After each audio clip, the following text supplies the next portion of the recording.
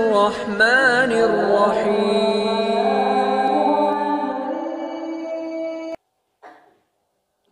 الحمد لله الذي أرسل رسوله شاهدا ومبشرا ونذيرا وداعيا إلى الله بإذنه وسراجا منيرا.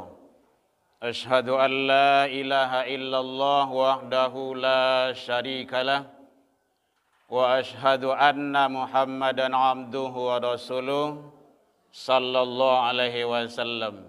اللهم صل وسلم وبارك على هذا النبي الكريم وعلى آله وأصحابه أجمعين.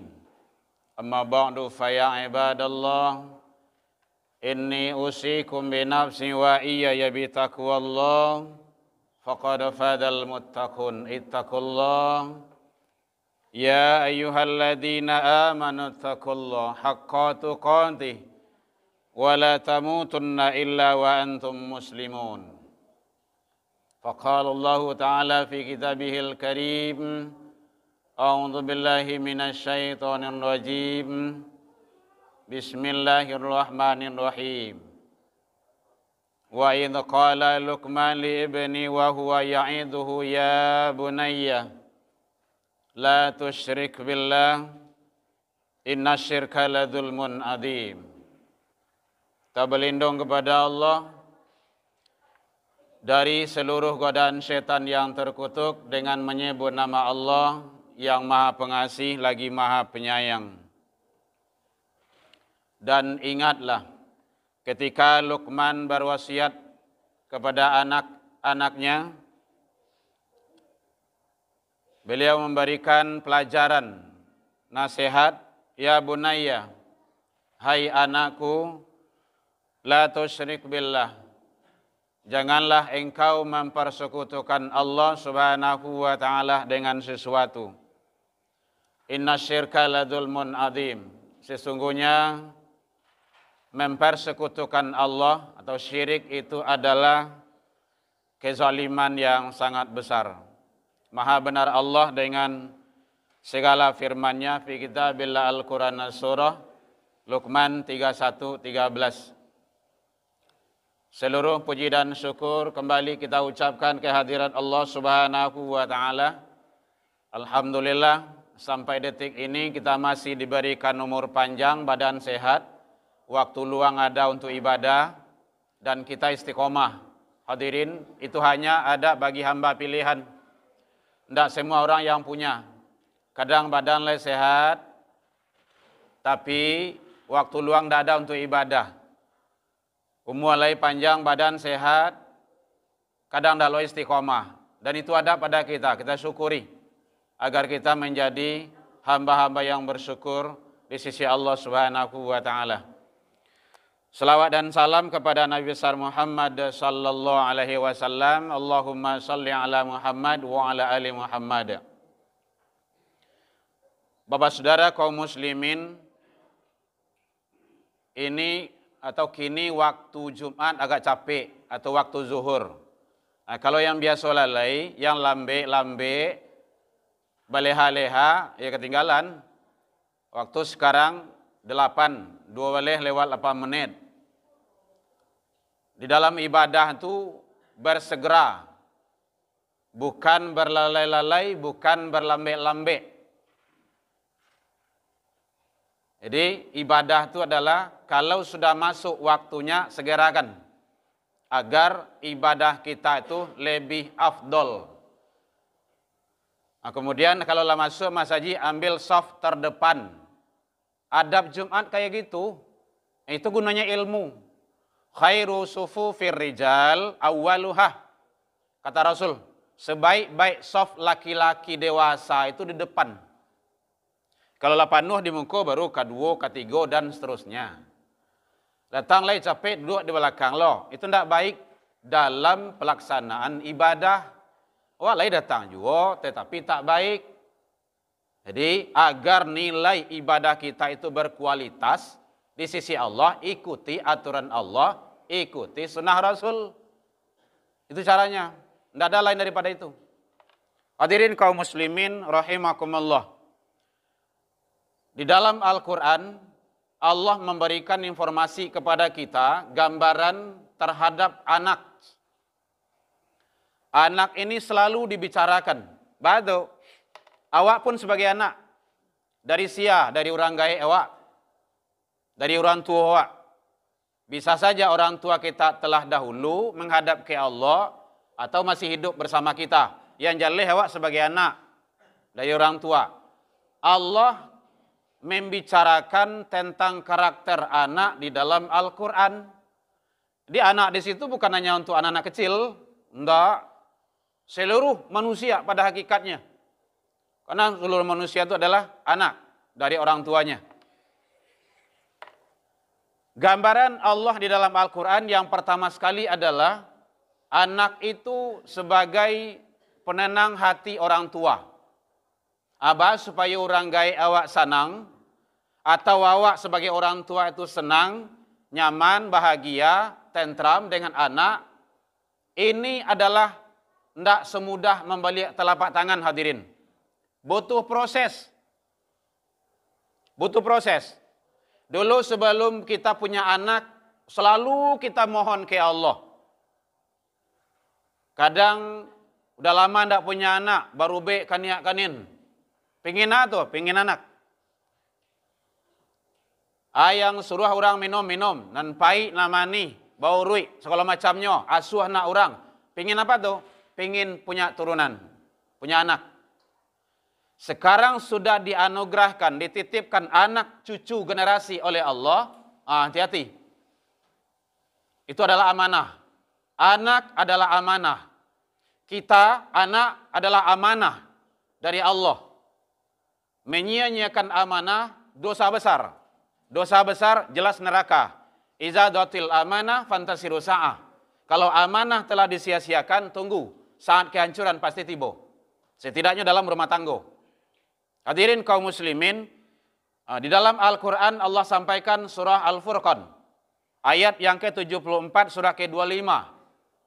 Ini tolong diamalkan terus, itu doa bahagian. Kita udah hafal itu. Rabbana hablana min azwajina wa zurriyatina qurrata a'yunin waj'alna lil muttaqina imama. Ya Allah, anugerahkanlah kepada kami, pasangan-pasangan kami, anak turunan kami, atau anak-anak cucu-cucu kami, sebagai penenang, tentram, nyaman, senang kami. Wa ja'alna lil muttaqina imamah. Ya Allah, jadikanlah kami ini sebagai imam, pemimpin bagi orang-orang yang bertakwa, keluarga. Jadi laki-laki itu adalah pemimpin. Kalau ada nanti di akhirat seorang perempuan masuk neraka, itu suami dibawa dulu. Karena suaminya ada yang tidak beres itu. Dalam mendidik, dalam membina, dalam mengarahkan istrinya. Kalau ada anak nanti masuk neraka, itu orang tuanya. Makanya laki-laki itu adalah pemimpin, penguasa tunggal dalam rumah tangga. Maka kalau ingin anak awak anak soleh, turunan-turunan awak itu soleh dan soleha, maka selalu amalkan doa ini. Al-Quran, surah Al-Furqan, surah yang ke-25 ayat 74. Dan kita ada sebagian hafal. Rabbana hablana min azwajina wa zurriyatina qurrata a'yunin waj'alna lil muttaqina imama. Hadirin, untuk mewujudkan anak yang soleh itu, anak yang soleh leha, anak yang tentram hati awak, itu butuh proses. Tidak cukup dengan kun fayakun itu. Butuh proses. Ba'a prosesnya, lihat dalam Al-Quran surah Luqman, surat 31, ayat 13 sampai 9 balik. Itu seranca-rancanya Allah gambarkan di situ tuh. Satu, kawal akidahnya, tauhidnya. Jadi kalau lagi hendak diazan dan iqamahkan, agih namoh yang elok, diakikahkan, pendidikan yang bagus, pendidikan agama, bukan duniawi saja. Karena gunanya anak hebat, olimpiade, juara ini, juara itu, sekolahnya favorit, hebatlah anak itu, kalau nanti sansaro di akhiratnya. Tidak ada artinya hidup itu. Kehidupan yang panjang, akhirat, kita cari hanya di kehidupan yang singkat ini, dunia. Tidak ada lain daripada itu. Kapan itu? Semasa hidup. Jadi sewaktu duit ko jangan dibuang-buang, jangan dimubazir. Jadi kawal akidahnya, ajari dia bersyukur ke Allah, ayat di ke-14-nya, dan berbakti ke orang tua. Itu tanggung jawab orang tua. Al-Quran, surah Luqman,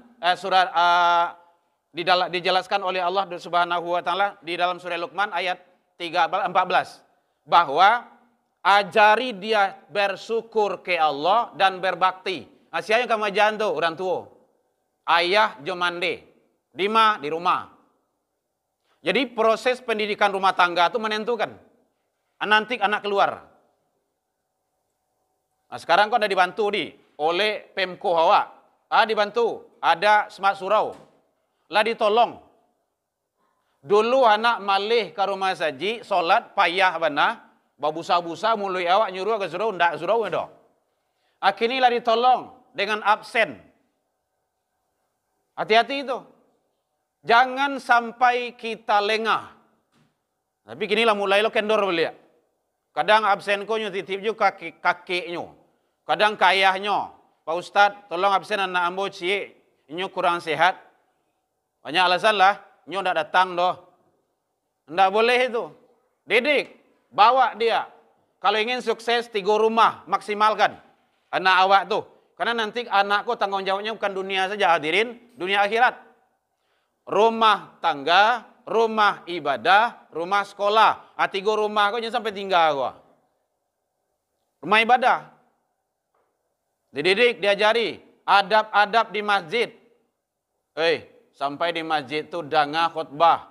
Duduk elok-elok. Dangah ceramah. Dangah kajian. Ndak balari. Ndak ribui. Masjid itu kan asal kata dari kan sajadah. Artinya kan sujud. Masjid. Isi makan. Dalam ilmu bahasa Arab itu tampe sujui. Ini tampe sujui. Beribadah. Makanya tidak boleh jual beli dalam masjid. Ada adab-adab dalam masjid itu. Awak sampaikan anak awak.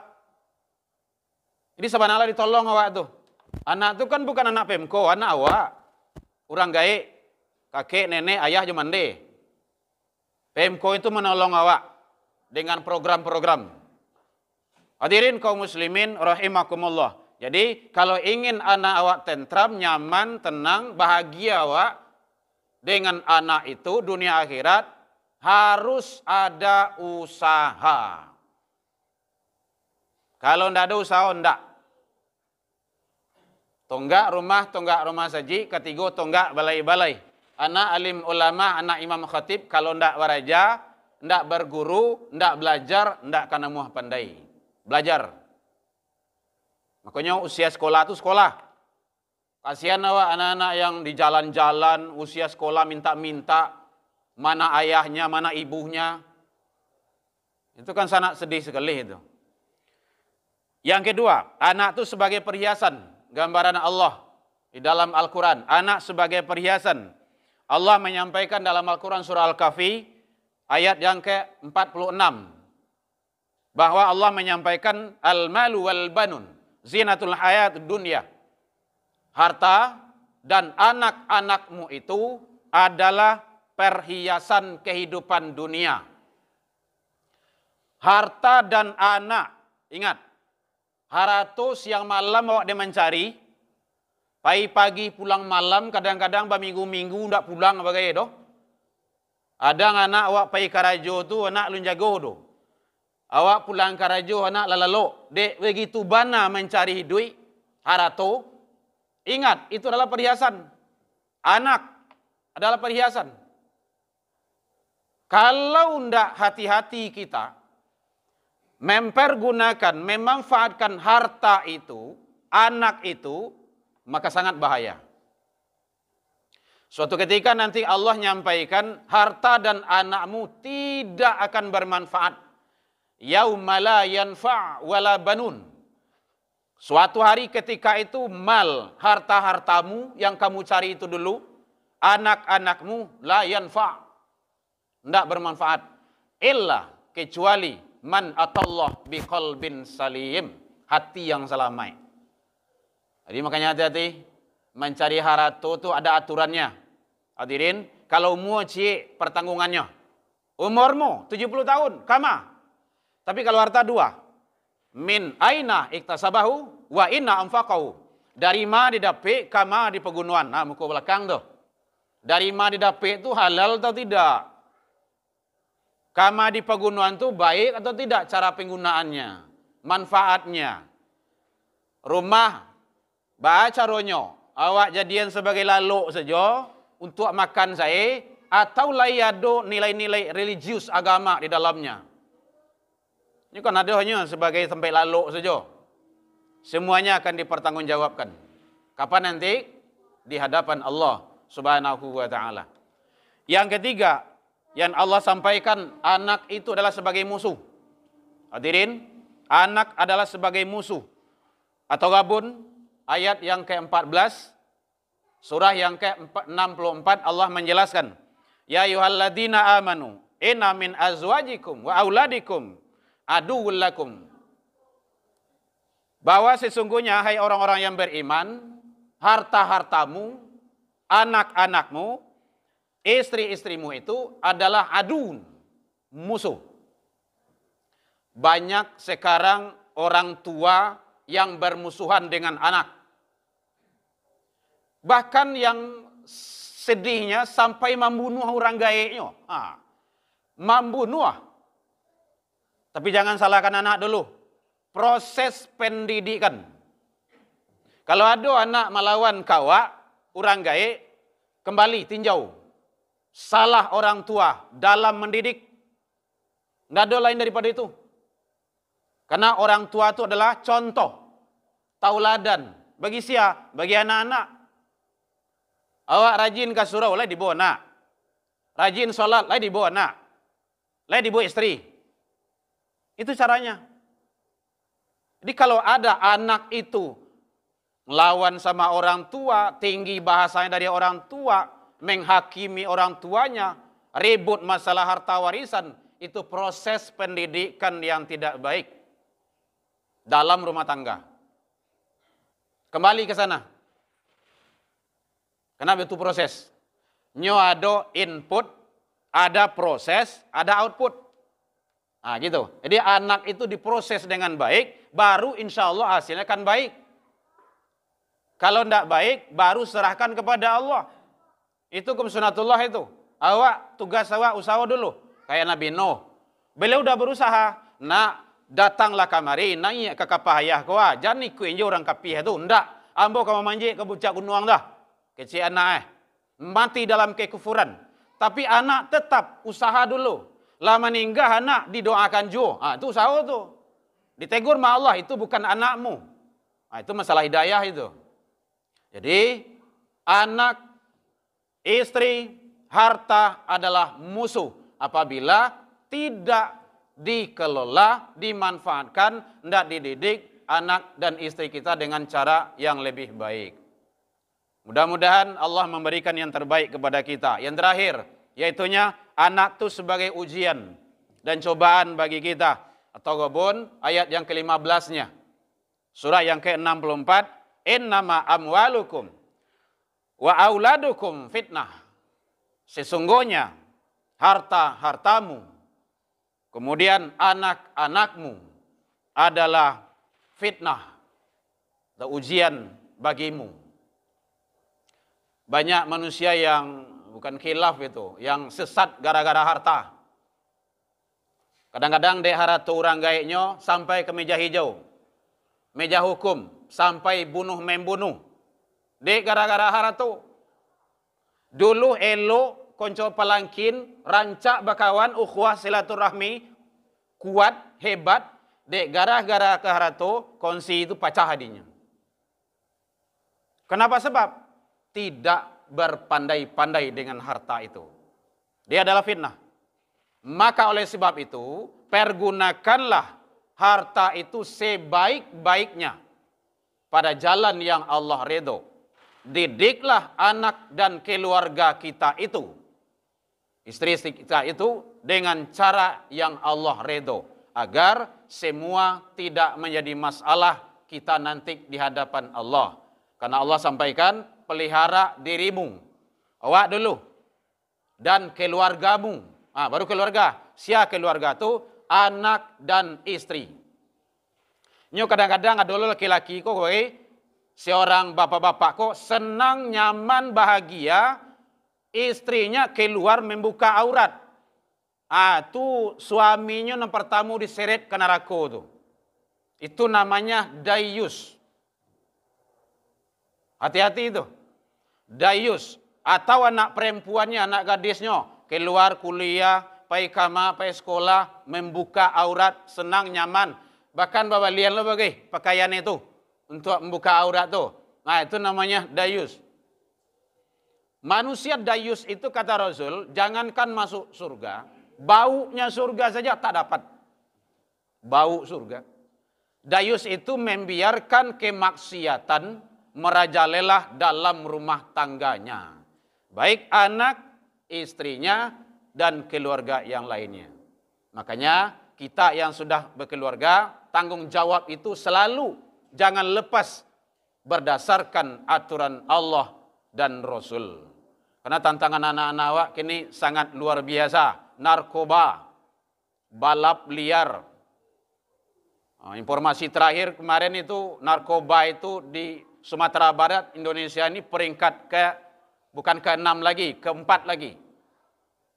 LGBT sudah 18.000 lebih. Kan sangat ngeri itu. Sasarannya sia, anak-anak muda awak. Umur 5 balai, kadang sampai umur 4 balai bagai. Hati-hati. Semuanya itu kembalikan. Kuatkan 3 rumah insya Allah. Rumah tangga, rumah ibadah, dan rumah sekolah. Cari sekolah yang betul-betul mendidik anak, cucu, dan generasi kita selalu selamat dunia dan akhirat. Fa'tabiru ya ulil albab. La'allakum turhamun. Alladzi hadana wa li hadza wa ma kunna linahtadiya laula an hadanallah. Asyhadu an la ilaha illallah wahdahu la syarikalah wa asyhadu anna Muhammadan abduhu wa rasuluh sallallahu alaihi wasallam. Allahumma salli wa sallim wa barik ala hadzal nabiyil karim wa ala alihi wa ashabihi ajma'in. Amma ba'du fa ya ibadallah, inni usikum bi nafsi wa iyaya bi taqwallah faqad fadal muttaqun. Ittaqullah ya ayyuhalladzina amanu taqullaha haqqa tuqatih wa la tamutunna illa wa antum muslimun. Faqala Allah ta'ala fi kitabihil karim, a'udzu billahi minasyaitonir rajim. Bismillahirrahmanirrahim.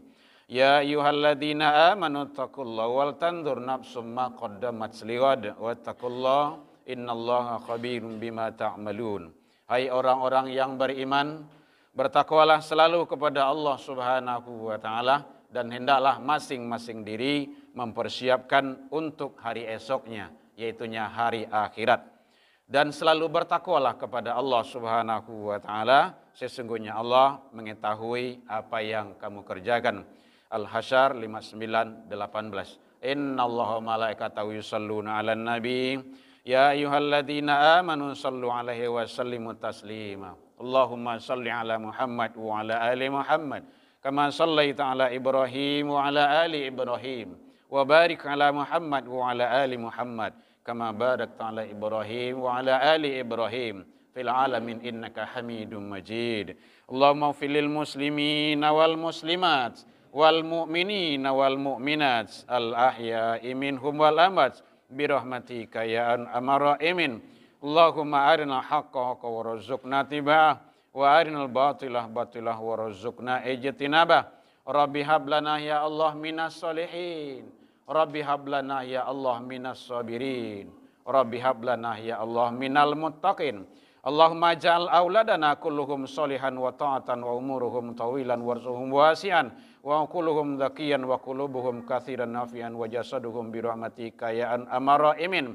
Rabbana taqabbal du'a innaka antas samiul alim wa tub alaina ya Allah innaka antat tawwabur rahim. Allahumma dina ya Allah qawmana ila siratal mustaqim.